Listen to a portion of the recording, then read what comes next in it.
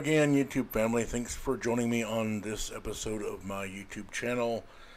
On this episode, I'm going to be talking about ride sharing, as you can see from the image to my left. And ride sharing is part of what's being called the gig economy. The gig economy appears to be something that's here to stay. There are more entities opening in the gig economy, not entities closing down. Uber and Lyft, probably, along with DoorDash and Uber Eats, I would assume are the most commonly known gig work jobs, things that when someone says gig work, that pops right into your head. And Uber and Lyft is what I'm going to be talking about today. Now, when Uber and Lyft first started out, and it was starting to become a bigger thing here in Las Vegas. I live in Las Vegas. I work in Las Vegas. I live on the north side of town. I work on the south side of town. So I have a decent sized commute every day, commuting across Las Vegas. And traffic here can be nightmarish. When this kind of stuff first started out, I thought, it would be convenient if I could, leaving out in the morning going to work, pick somebody up at point A, drop them off at point B on my way to work, and if I was able to pick up an extra $5 to $7 by giving somebody a ride on my way to work, and then when I get off work, pick somebody up at point A, drop them off at point B on my way home from work, make another $5 to $7. It would basically pay for the gas for the day, getting to and from work. It would basically make gas essentially free because you're doing the drive anyway. And if you pick up some money on your way to work and on the way home from work, then you're making that extra money, and it's basically paying for the cost of gas to go to and from work, which was an appealing thought. The other thing I thought about was whether you could make a living doing it. Because here in Las Vegas, I was thinking, so much of the traffic is on the Strip, the Las Vegas Strip. That's where all the luxury hotel casinos are at. The airport's located right off the Strip. And I thought, if you could just run up and down the Strip between the various resort, hotel, and casinos and the airport, and get $3 to $7 per ride and do about 8 to 10 rides in an hour, you could make pretty good money doing that. What factors in is traffic, inconveniences like road work, which is going on right now because we've got Formula One coming here to Las Vegas this year in November, and they're doing a massive amount of road work down by the Las Vegas Strip. What caused me to get into doing this video today is my older brother this year started trying to do Uber and Lyft full time to make a living from it. And he's finding out that there are good days and bad days, and there are a lot of frustrations with the two companies themselves. And that's what I wanted to discuss, because that's what this channel is. I talk about social and political issues, current issues, and the gig economy isn't going anywhere from what I can see. The appeal for corporations exists within the gig economy. You have companies that admire the way that Uber and Lyft have gotten people to pay for their own cost to work. They're not considered employees, so Uber and Lyft are free from things like workers' compensation and unemployment and all these other things that come with having employees. And rather than, say, taxi companies, where taxi companies buy cars, put drivers into cars, and have them go out and do the driving for the day, Uber and Lyft are tech companies that created an app and the drivers are considered independent contractors who are working for themselves through Uber and Lyft. And so the drivers have the onus of paying for the car, paying for the upkeep on the car, paying for the gas on the car. All the onus is on the drivers. They have all the cost. And Uber and Lyft, there are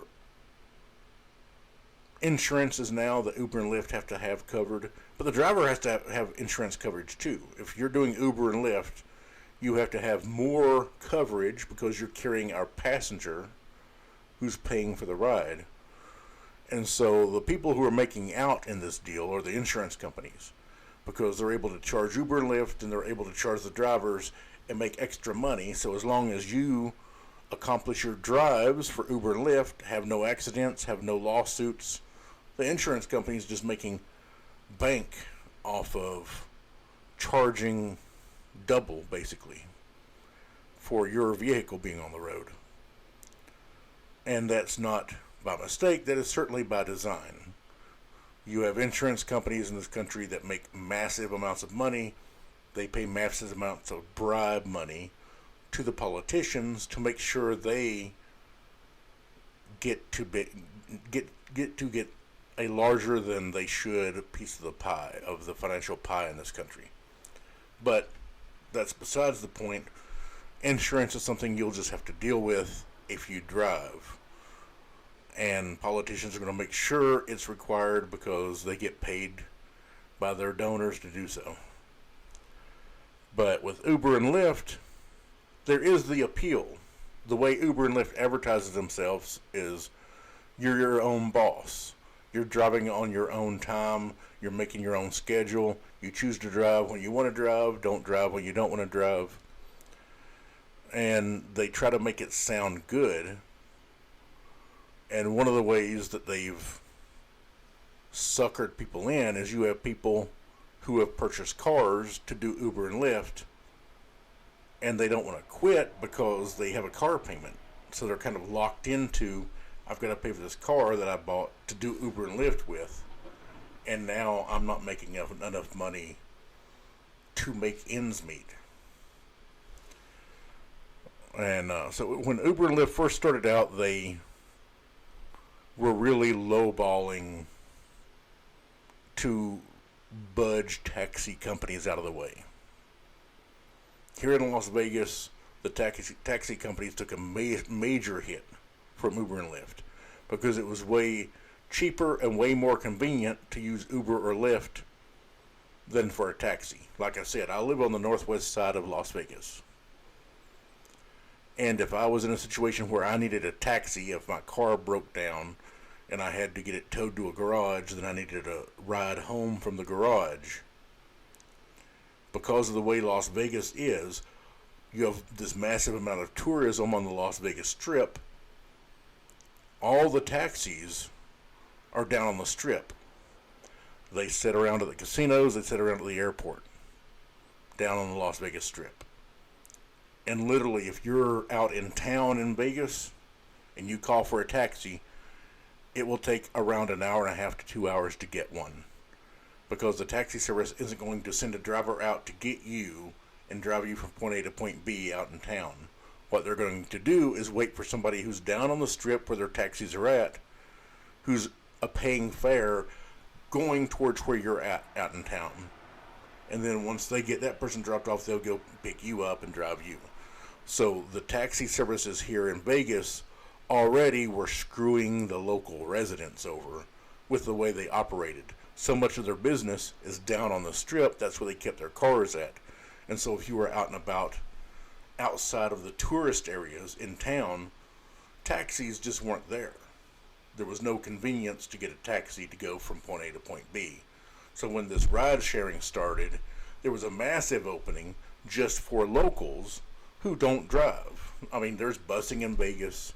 Depending on where you live and where you need to go, the busing may be convenient and may be inconvenient. I mean, if you got to change buses 3, 4 times, 5 times to get to where you're going, it can be an ordeal just getting there by bus. That's one of the things the government needs to do in this country is figure out better public transportation, mass transportation. But there is busing available here, but it's not necessarily convenient, and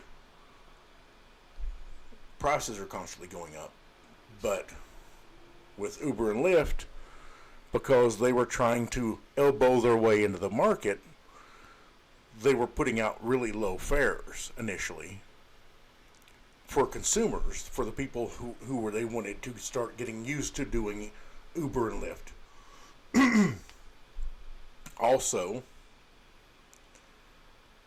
they wanted to undercut the taxi services and try and diminish or eliminate their competition. I mean, it's you know, American capitalism. You have all these capitalists who decry how great capitalism is because competition makes products better, makes services better, makes everything cost less, which isn't true. Because the fact of the matter is, if you're a capitalist working in that system, an owner in that system, what you want to do is eliminate your competition. That way you can determine price based on how much money you want to make, period. That's what goes on in this country. That's why you see so many corporate mergers, as larger companies are constantly trying to swallow up smaller companies that could potentially become competition for them. And even large companies swallowing up also large companies, merging together to make one massive company that has an outsized influence on the market because of how much market share they have in their respective industry. But with Uber and Lyft, you had them come on board with low fares and good pay for the drivers. When they started up, they were offering all kinds of bonuses. There were bonus zones more often, more common, that paid better money. They would give you bonuses for X amount of rides in a week, X amount of rides in a month, whatever. And there were all kinds of bonuses to be made. You have stories of people who quit their job where they were making $40,000 a year, $45,000 a year, started driving Uber and Lyft, and their income went up to $120,000, $130,000 a year because of what they made from fares, what they made from tips, and then bonuses that were added on. As time has gone on, bonuses have dropped off. The bonus zones, and I'm doing this video, like I said, because my brother started doing rideshare, trying to make a living full time at it. And he pays attention to where if there's a bonus zone going, or like Lyft has something called ride streaks, where if you complete 3 rides within an hour, you get an extra however much money, $20, $25, whatever it is. And it's really hard to complete those 3 rides in an hour. That's the thing. And that's what makes it so hard right now to make a living doing Uber and Lyft, is with the rising costs, the rising cost of living, and the fact that you can only get so many rides in an hour. Here in Vegas, like I said, there's a massive amount of construction going on, so you've got construction that's slowing traffic down. You have just traffic. It's summertime. People are taking vacation. A lot of people are coming to Vegas.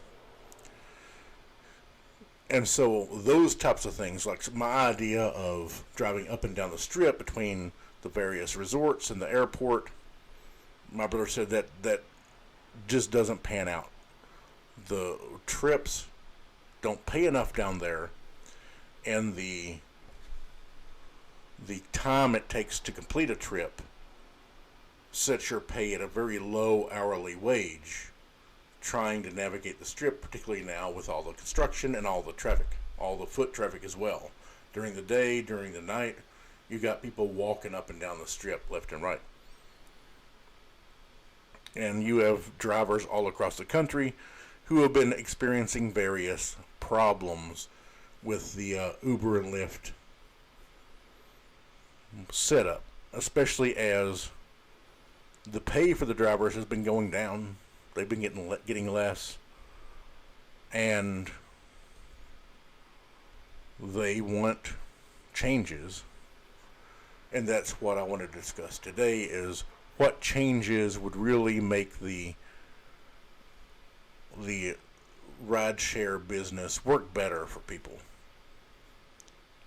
and still leave the companies able to grow and make a profit. That's the conundrum, trying to figure out what is the way that it's going to work out for everybody the best. And so you have, in my reading on this, one of the things was Investopedia had an article, and it was talking about 4 issues, and this is for the rideshare business. They were looking at Uber and Lyft as corporations and their issues moving forward into the future from here. And so you have stuff like the status of drivers, categorizing drivers as independent contractors and not employees, and the companies don't have to pay Social Security tax, unemployment insurance, workers' compensation, or fuel reimbursement, which is something that a lot of drivers want, is at least some kind of fuel surcharge to lower their burden on funding the gas for the vehicles. Taxes are another issue for them. Our rideshare companies shirking their tax obligations onto the drivers, and the risk of regulations and bans. Some cities and countries have banned ride sharing altogether. Uber and Lyft can't operate in some countries. There are some cities that are kicking them out. Some airports charge fees for drop-off and pickup of for rideshare drivers. And who's going to pay the fee? The driver, the independent contractor, or the company that's behind it all? And then international expansion, expanding to countries that already have large taxi presences, which offer affordable, clean rides to consumers. You have a lot of Asian countries that actually have rather good taxi systems, rather good working taxi systems. And for the rideshare companies, their biggest cost are the drivers. In order to give all these rides, and in last year alone, Uber was reporting a little over 30 million rides per day. Per day in this country, Uber was giving over 30 million rides. That's Uber drivers were giving those rides. And so for the app companies, one of the things they've been counting on is driverless vehicles, which you have companies like Tesla, Elon Musk's Tesla. You have tech companies that are trying to hammer out all the issues with AI and to come up with vehicles that can drive by themselves. They're trying to come up with vehicles that would be safer than human drivers. And if you've read much of the news about all the different accidents caused by these driverless vehicles, which I can't believe, it seems insane that they're being beta tested on the road with other human beings out there, and there are people dying so these billionaires can beta test driverless vehicles. It's kind of insane, the idea that we're going to let billionaires kill people so they can beta test trying to figure out how to make driverless cars work.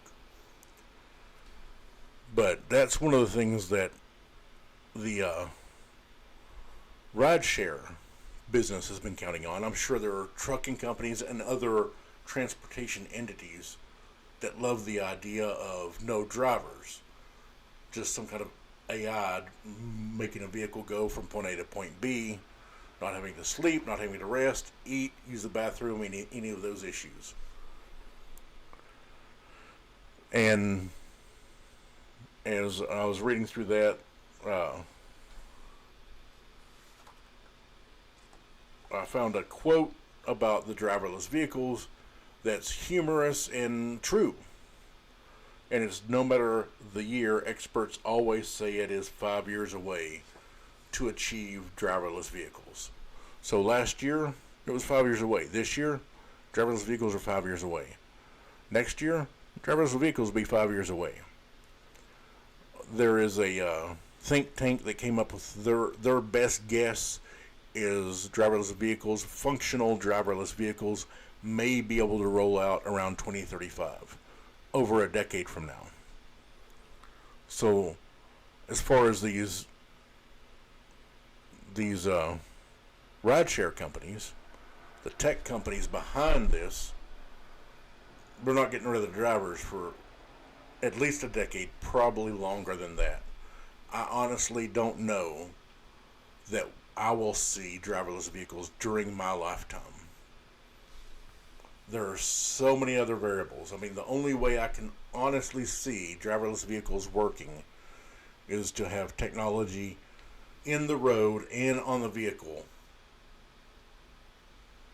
to keep vehicles from messing up, to keep the AI, the computer, from screwing up. And then you still have the problem of AI that's not recognizing people as something they absolutely at all costs have to avoid. I mean, you have got instances of somebody walking into a crosswalk with a driverless vehicle coming at them, and it just stays on the gas. Doesn't flinch, doesn't pause, doesn't think at all. Just drives right through them. And for the Uber workers, that's what I'm mostly concerned about, are the people who are actually doing the work. Because it's not the executives over in California, in Silicon Valley, that are doing the work. It's not the billionaires who invested large chunks of money into these companies that are doing the work. It's drivers in cities and towns across this country who are out there doing the work. And one of the questions is, how do we ensure that the drivers are getting their fair share of the take? And that is, there are, particularly in the Northeast, from the reading I was doing, there are a lot of drivers in the Northeast United States, and it makes sense. There are a lot of unions in the Northeast. Unionization is a lot bigger in the Northeast United States than in other parts of the country. But there are a lot of drivers in the Northeast that want to unionize, that feel like the only way they're going to get their voices heard, the only way they're going to be able to get a fair shake with these app companies, with these tech companies, is to unionize. Which, if they choose to unionize, I'm 100% behind it. I support unions 100%. I think every workplace should be unionized, because honestly, like the workers, like the drivers in the Northeast have been saying, the only way you have a voice realistically in your workplace is to have a union where the union is pulling everybody together and speaking collectively for the workers, to the corporations, to the executives. And that's certainly one way to do it. My question is whether unions are necessary to make that to accomplish what drivers want, or if the government can do it via legislation. I'm talking to my brother. Like I said, he's been doing Uber and Lyft now for a number of months, 4 months maybe, and I realize there are Uber and Lyft drivers, DoorDash drivers, people out there who have been doing this for years. And their voices absolutely should be heard, because they've been doing the job for years. They know what a lot of the issues are. They know how pay is decreased over time for the drivers.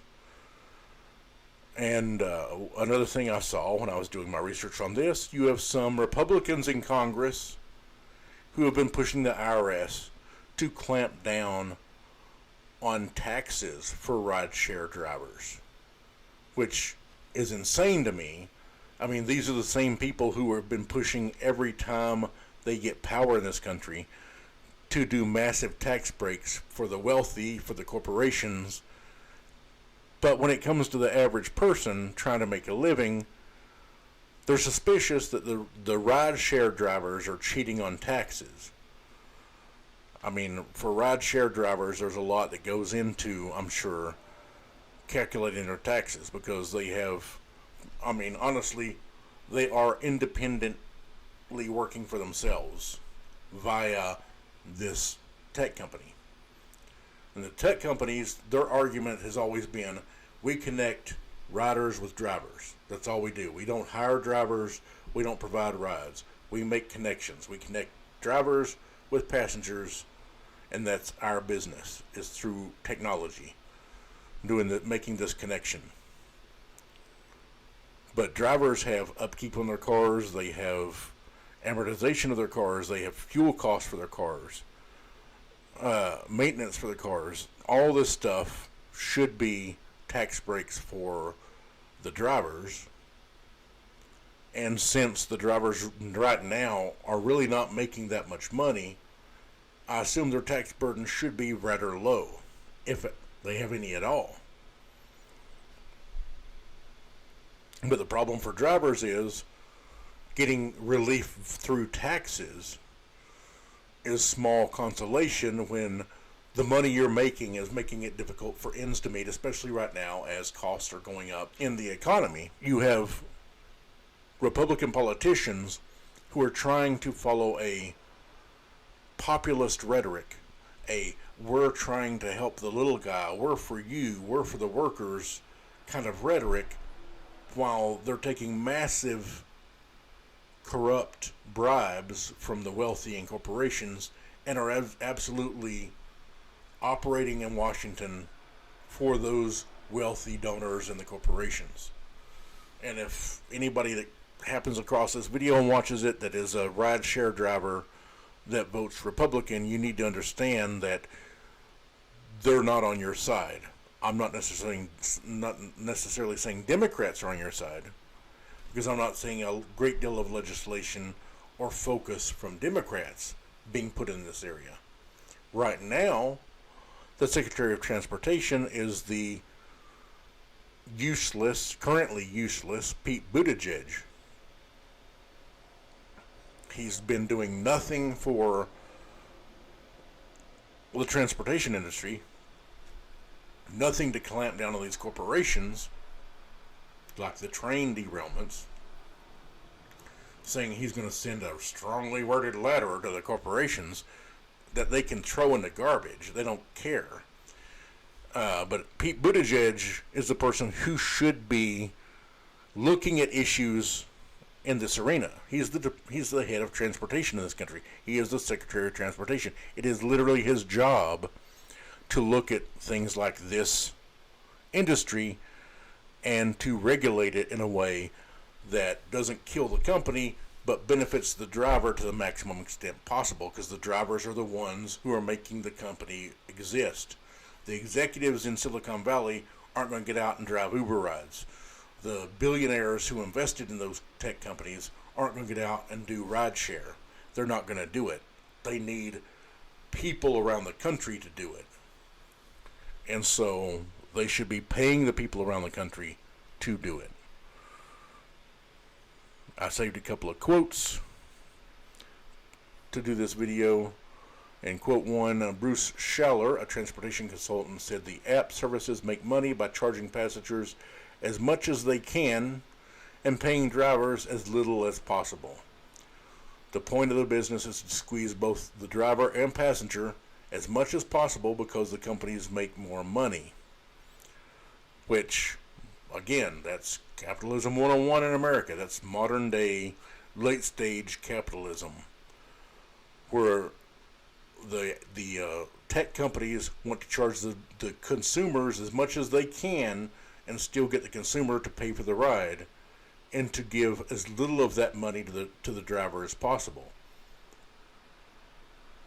And again, these drivers are not employees of the corporations. They are considered independent contractors, and Uber and Lyft have spent hundreds of millions of dollars to fight legislation around the country that would have quantified the drivers for Uber and Lyft as employees, not as self-employed independent contractors. And the other quote was, they got America hooked on cheap rides and drivers hooked on what they got paid, Moore said. Now passengers are paying more and drivers are getting paid less. So over time, prices in the rideshare business have gone up, and pay to the people that are giving the rides has been going down. And that's at the heart of the issue. Why I wanted to do this stuff I've been talking to my brother about on all this is there are times that my brother given a ride through Uber or Lyft where he has gotten paid less than 50% of the fare. And the only way he knows how much the passenger paid for the fare is if they tell him. And this is my breakdown, my analysis on it. One of the big problems with these two companies is non-transparency. Apparently, when Lyft started, my brother has talked to other people who have driven for Lyft and Uber for years, and they were saying when Lyft started, they were very transparent. When you were offered a ride on the app to accept or not accept, it told you what the fare was for the passenger and what your pay from that fare was, and what Uber or Lyft's take from that fare was. So you could see when you accepted the ride what the person's paying for the ride, what you're getting, what Lyft is getting, and it was transparent. That went away apparently about a year or two ago, and from what I've read online, I've never seen anybody say Uber was ever that transparent. So these corporations are hiding behind their corporate veil, trying to keep as much secret as possible. My perspective, based on who I am and how I think, is that this industry needs to be regulated, severely regulated. So you have a tech company that pairs up a driver with a passenger. There should never be a time, ever, that app company, that tech company that created the app, gets more than 50% of the fare. If there's a $50 fare and the app company, the tech company, gets $30 and the driver only gets $20, that's completely out of bounds. It doesn't make sense. And one of the things I'd come across reading in this, there was one of the people talking about it that was saying that the way the algorithm works is these rideshare companies are going to charge the customer the longest possible route from where they want to go, from where they are to where they want to go. In reality, the driver is going to take the shortest, quickest route to get their passenger to where they're going, because they want to complete that ride and start their next ride. And he was saying that's why sometimes the app company makes an outsized amount of money from the fare, because the algorithm's calculating the fare based on the longest route possible, and the driver's taking the shortest route possible.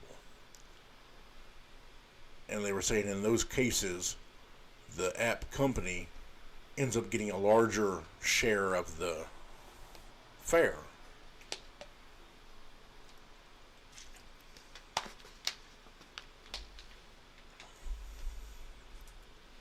It is possible, though, for the government to step in and say flat out, for Pete Buttigieg, as Secretary of Transportation, he could step in and put in a rule that says the rideshare companies, the tech companies, cannot take more than 15%, 20%, 25%, whatever the estimation is of a fair amount for them. The government could step in and say the most the rideshare corporations can take is 25% of the fare. So if somebody has a $100 fare, the most the rideshare company can keep for themselves is $25. $75 must get paid to the driver. The government, Pete Buttigieg, as Secretary of Transportation, can also say the rideshare companies are required to be transparent with their drivers, so the drivers can see what the fare is, what their share is, what the rideshare corporation's share is. The government can force transparency. They just got to put the rules in place. And operating within the United States, those rideshare companies will have to follow that. And that's the question. Is it easier to get this through having the government clamp down and put in regulations to tightly regulate this market within our economy? Or is the answer for the drivers to unionize? Unionization takes time. It's difficult. You have the issue of the companies that have massive amounts of money because they have massively wealthy funders who can pump tons of money into a legal fight to try and fight unionization.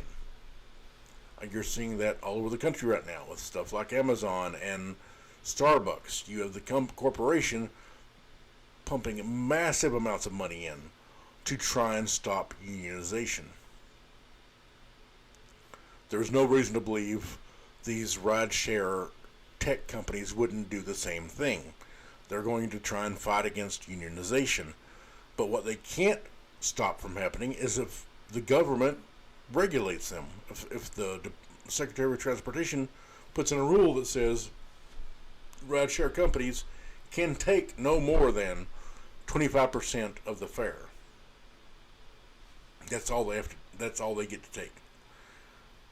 And if the Secretary of Transportation says they must be completely transparent with their drivers, where the drivers can see what the fare is, what their pay is, they can figure out their percentage if they see those two numbers.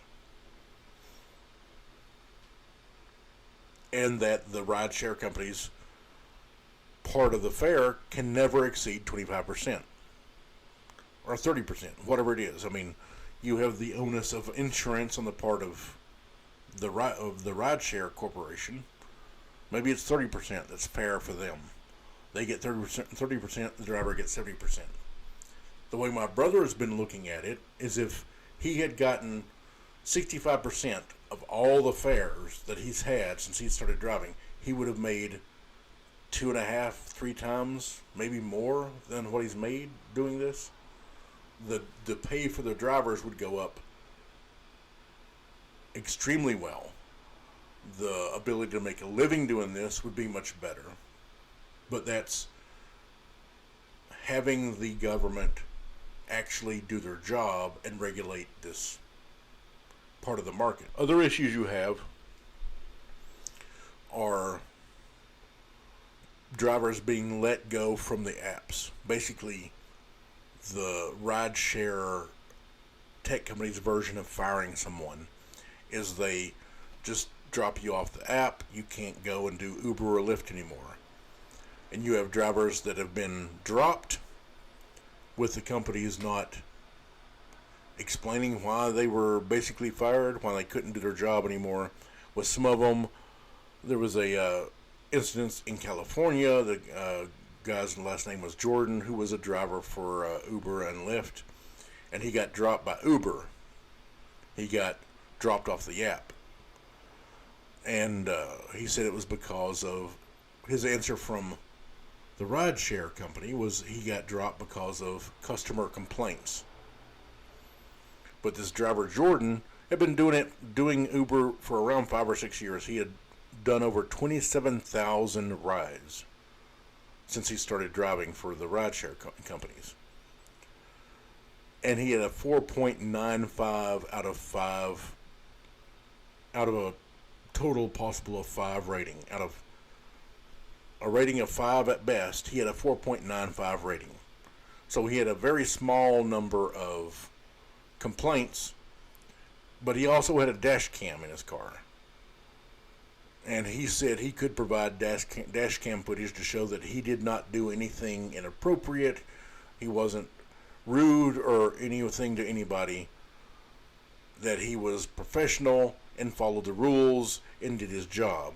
But the rideshare company would not accept the dash cam footage. They wouldn't talk to him, wouldn't take any kind of discussion on it. They just dropped him off the app.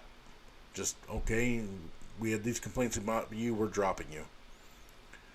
And some of the complaints for that driver were people who were trying to get their ride for free, or people who were trying to get discounts for future rides. The whole thing of, if you complain, well, they'll turn around and give you a discount on a future ride, or maybe in their next couple of rides, or maybe for a week they'll give you a 20% discount for a week because you're complaining about this driver, even though you didn't actually have a problem with the driver. The complaint is just to try and get a discounted ride or a free ride. And one of the things that people who are analyzing this industry are finding is that drivers of color are getting more complaints than white drivers. Foreign drivers who speak English as a second language, are getting more complaints than white drivers where English is their native language. So part of it could be bigotry on the part of the passenger. I mean, if you have a racist passenger and the driver is black, they could end up filing a complaint just because they want to file a complaint against the black guy, or the Asian guy, or the Jewish guy, or the Muslim guy, or the guy from Pakistan that they don't understand when he speaks, or they're trying to have a conversation with him and he doesn't necessarily understand what they're talking about. And so you have those issues where people of color are getting penalized by getting dropped from the apps for these companies at a much higher rate than Caucasian drivers, which shows a particular bias.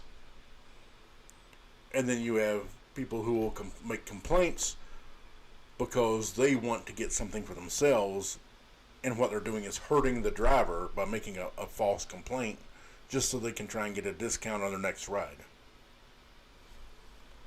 And all this is leading to the turmoil in this industry. And when you have companies that won't accept dash cam footage for a driver to say, I've got dash cam footage, you can watch all my rides, they're all above board. Again, for that driver in California, Jordan, one of the issues he had were customers complaining because even after California had dropped their mask mandate following COVID-19, Uber kept a mask mandate in place. The drivers had to wear a mask, the passengers had to wear a mask. So when he told passengers they had to wear a mask, they would get upset. Some passengers would get upset. Some passengers would argue with him. And what he was doing was trying to follow the rules put in place by Uber. Uber made the rules. The rules caused people to complain, not because the driver was bad, but because they didn't like Uber's rules that the driver was enforcing. And again, he had a 4.95 out of 5 rating. He had a perfectly fine rating. And then one of the other issues you have in this industry are people who are getting knocks against them from the companies because they don't accept a ride.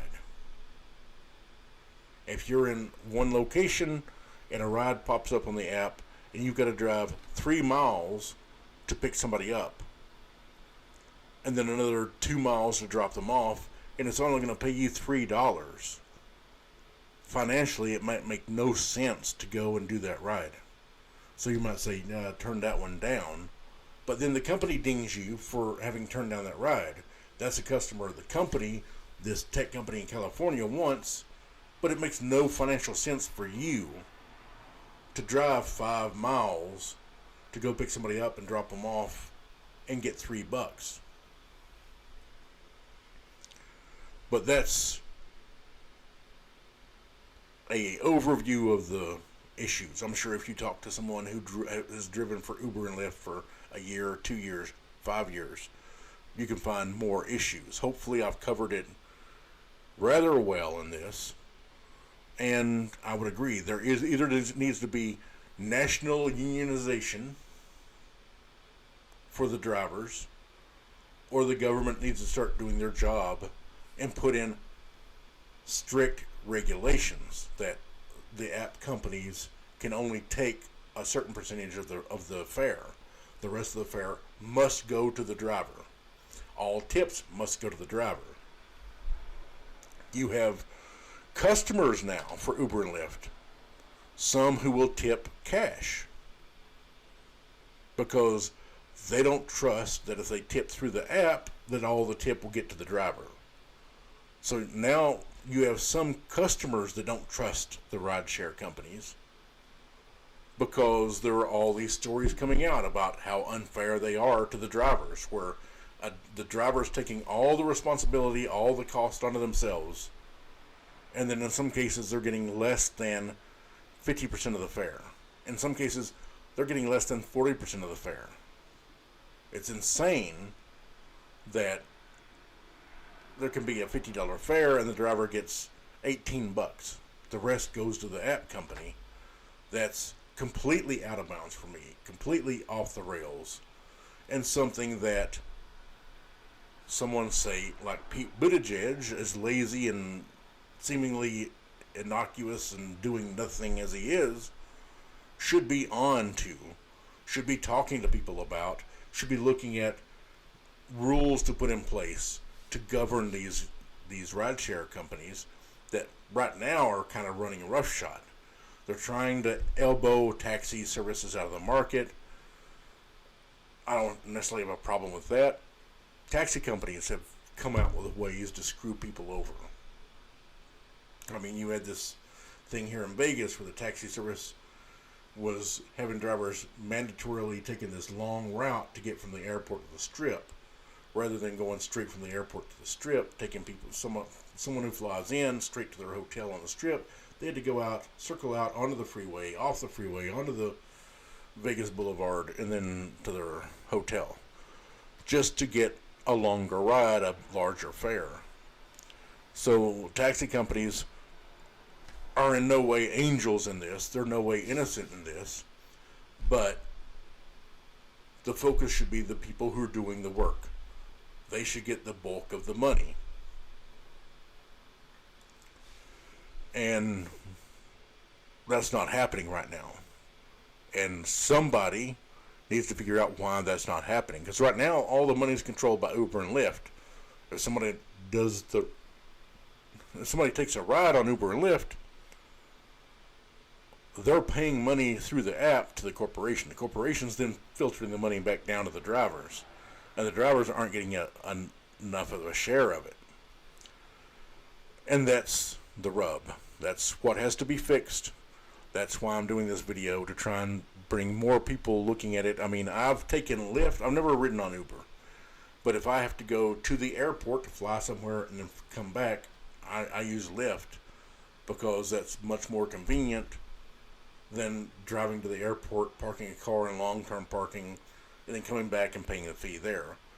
It's a cheaper deal for me to just get a Lyft ride to the airport, and then when I fly back in, to get a Lyft ride out of the airport back. And so I've taken Lyft. I've never used Uber, and I also tip the driver with cash because I don't trust the companies to give 100% of the tip to the driver. Because, again, they're hiding behind the veil of the corporation, the corporate veil. There's a lot they don't allow people to see. They don't disclose enough to their drivers, and that's the first place. If drivers were able to unionize nationally, that's the first thing they would have to attack, is the lack of transparency, and to start looking at the numbers. But when it comes down to it, there should be a cutoff for the corporation. They can only get a certain percentage of the fare. The rest should go to the driver. And honestly, I think if the government would fix that and say 20% a fair amount for the rideshare corporation. The rideshare corporation can only get 20%. 20 cents out of every dollar, that the other 80 cents out of every dollar goes to the driver. Or Uber and Lyft need to make these drivers employees and pay them even if they're not, because that's one of the things you have to do. If you're driving Uber and Lyft, you may get a ride that you've got to drive a mile, 2 miles, 3 miles, 5 miles to go pick somebody up and drive them another 4 miles to drop them off. And so you're not just driving 4 miles, you're driving 9 miles, 8 miles, whatever the total amount is you have to drive to pick them up, then go and drop them off. Drivers need to have the fuel surcharge benefit, or the government needs to cap the amount of the fare that the rideshare companies can get. And it seems to me like if they would put a hard cap in and put a requirement for transparency, the drivers who are doing Uber and Lyft should be able to make a decent living. Hopefully. And hopefully someday somebody will put the pressure on the government to do that.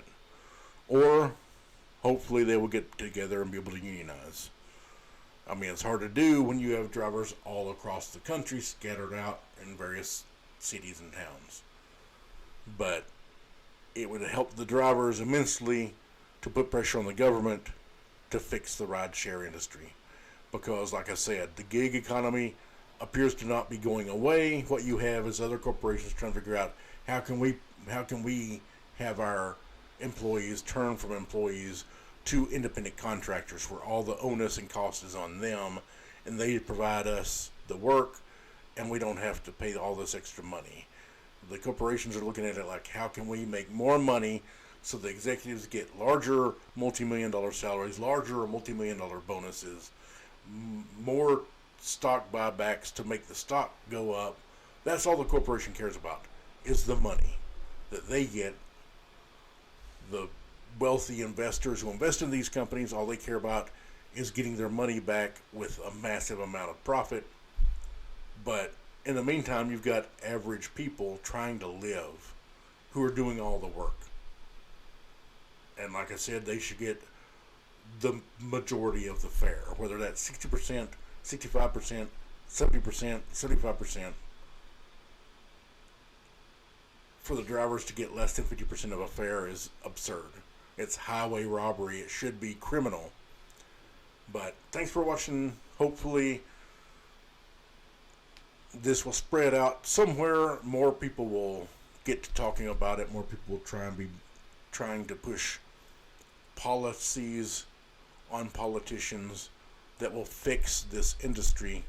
And by all means, if you are a rideshare worker, whether you do it part-time or full-time, and you watch this video, by all means leave me comments. Let me know what I got right, what I got wrong, other issues that I didn't read about in all the reading I did to prepare for this video. Leave me comments. If you liked the video, like, subscribe to the channel.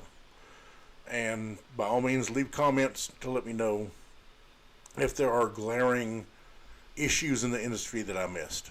But either way, thanks for watching and have a good day.